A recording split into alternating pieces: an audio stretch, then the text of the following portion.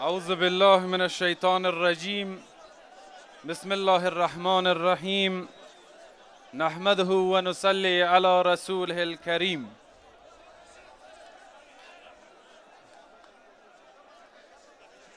وطندارای عزیز، هموطنان عزیزم، برادران، خواهران گرامی، از هر کجایی که هستید و تشریف آوردید، از پامیر زیبا تا وادی هریرود، از بلخ تا بامیان، از ننگرهار تا نورستان، از آمودریا تا هیرمند، و برادرایی که امروز در مجموع ما و جمع ما در اینجا امروز جمع شدیم، همچنین وطندارا و برادرها و خواهرهای عزیز ما که از طریق رسانه ها مشاهده میکنند و در اقصا نقاط کره خاکی هجرت نموده و مهاجر شده اند، که بدون شک هجرتشان کمتر از مجاهدت و مهاجر مقامش در نزد پروردگار کمتر از مجاهد نیست.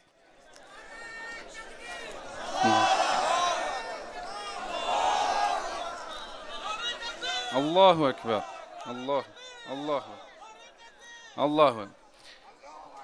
علمای کرام، رهبران و فرماندهان جهاد و مقاومت، متنفذین، روشنفکران، استادان مکاتب و دانشگاه ها، کسبکاران، کشاورزان، بازرگانان، محاسن سفیدان، مردان، زنان، جوانان، نوجوانان و کودکان عزیزی سرزمین، و همچنین فرزندان و خانواده های عزیز شهدا که نور چشم، برکت و نعمت تک تک ما و شما هستند، السلام علیکم و رحمت الله و برکاته. قبل از اینکه بیاییم صحبت بکنیم، لازم است یادآوری بکنم که میفهمم هوا گرم است، افته و سوزان است، آب کم است، اما ما و شما در دره زیبا و سرسبز پنجشیر قرار داریم. در دهه محرم که تسلیت میگم به تمام مسلمین جهان، رسیدن عاشورا و تاسوعای حسینی را، ما امروز در دشت کربلا و گرمای سوزان کربلا نیستیم، در دره پنجشیر هستیم. انشالله قابل تحمل است. الله اکبر. الله اکبر. الله اکبر. همچنین گرمای اینجا، گرمای آفتاب، به اندازه آتشی که رهبر ما و تو، قهرمان ما و تو، پشتیبان ما و تو در او آتش جان باخت، به اندازه آتشمون بم سوزانده نیست. انشالله ما توی تحملش داریم. الله اکبر. الله اکبر. الله اکبر. خدا آن ملتی را سروری داد که تقدیرش به دست خیش بنوشت. جمع شدن امروز ما به خاطر نوشتن تقدیر خود و تعیین سرنوشت خود هست. الله اکبر. با درود بر روان پاک طلایه‌داران جهاد و مقاومت و مبارزه با تروریسم و افراطگرایی، رهبر شهید پروفسور برهان الدین ربانی، قهرمان ملی کشور شهید احمد شاه مسعود، مرحوم مارشال صاحب قسیم فهیم، شهید استاد عبدالعلی مزاری، شهید مولا نقیب آخوند، شهید صفی الله افضلی، شهید سید مصطفی کاظمی، شهید عبدالرحیم غفورزی، شهید مطلب بیگ، شهید احمد خان سمانگانی و هزارها شهدای نشاندار و گمنام این مملکت که جا دارد اسم تک تکشان گرفته شود، اما به خاطر ضیقی وقت در اینجا درود میفرستیم به تک تک روانهای پاک اونها.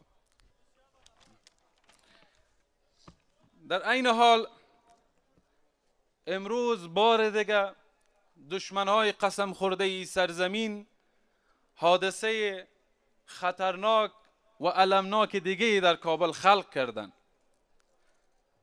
با درود بر روان شهدای حملات تروریستی 18 سال اخیر تا همین صبح امروز و سلام و احترام به پاسداران استقلال و آزادی، نیروهای با عزت و با غیرت امنیتی ما و شما که چون مجاهدین و مقاومتگرای دمرو دیروز امروز در مقابل دشمنهای قسم خورده مدافع ارزشهای ملی و میهنی ما و شما و باورهای اسلامی و دینی ما و شما به حفاظت و صیانت از کیان مملکت ایستاده هستند.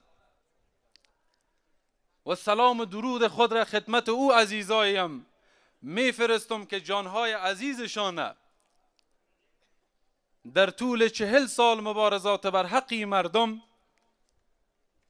نصف از جان، دست، پای، چشم از دست دادن، معلولیت را قبول کردن اما اسارت و مزدوری را قبول نکردن. الله اکبر، الله اکبر، الله اکبر. به تمام این عزیزا و این برادرها و خواهرای عزیز ما که نشانه های از فداکاری و غیرت و غروری ملت و همچنین نشانه زنده ظلم ظالمین و فساد و فتنه دشمنان این مملکت به این مملکت هستند، به تک تک هم سلام عرض میکنم. به تمام حاضرین محترم این مجلس، برادرها و خواهرای عزیزی که از اقصا نقاط کشور امروز اینجا تشریف آوردن برای تجدید پیمان و تعهد دوباره و ایستادگی دوباره و تعیین سرنوشت دوباره خرد و کلان افغانستان، مرد و زن افغانستان، به تک تک شما خوش آمدید میگم، خوش آمدید، صفا آوردید. هموطنان عزیز، وقتی امروز این جمعیت بزرگ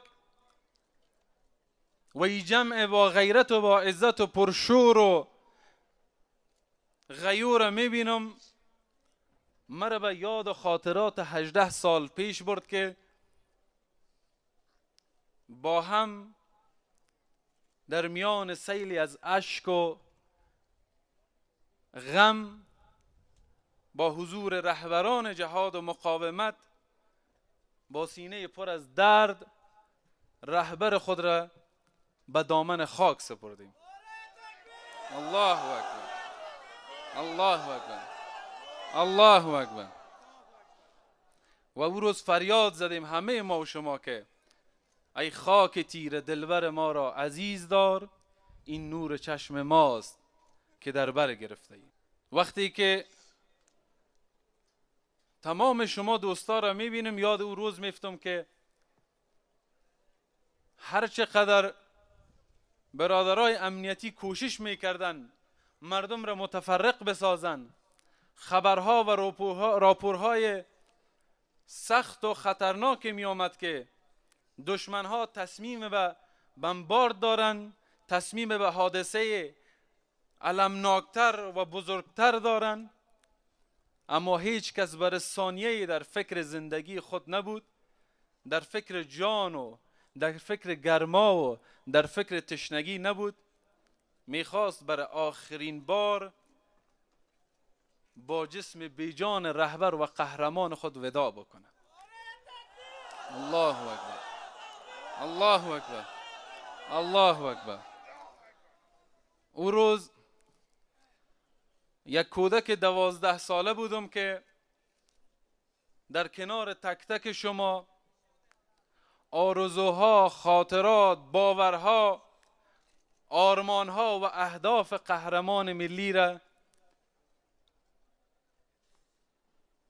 در سینه خود نگه داشتیم و او را به سینه خاک سپردیم. امروز ایجا جمع شدیم یک بار دیگه که او آرمانها و اهداف را از سینه خود بیرون بکنیم، با هم شریک بسازیم و با توکل پروردگار و حمایت مردم اونمو اهداف، اونمو آرمانها و امو خط ان شاء الله تعقیب بکنیم ما و شما.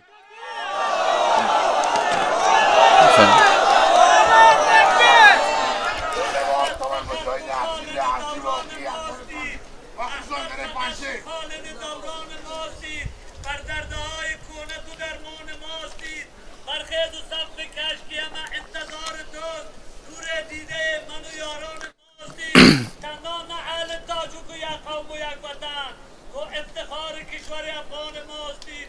سالنگی هم که بر ضد دشمن انتظار از بر این که تحفه آرمان ماستید. ماشاءالله ماشاءالله. الله اکبر الله اکبر الله اکبر.